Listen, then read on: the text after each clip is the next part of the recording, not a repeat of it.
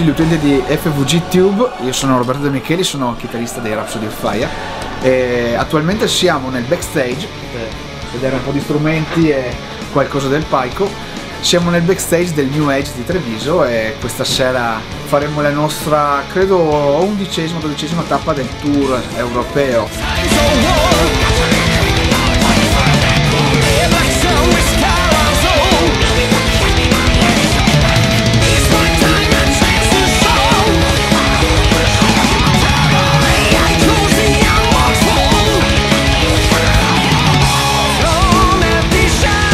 Questo tour qua parte come promozione per l'ultimo disco From Chaos to Eternity, che è uscito lo scorso anno per Nuclear Blast.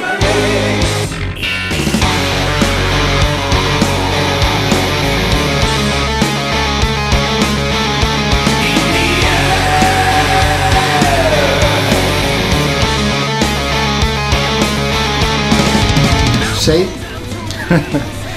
Thank you for all the support, and we're happy to be here in Italy and touring, and we're here to melt some flesh off some skulls.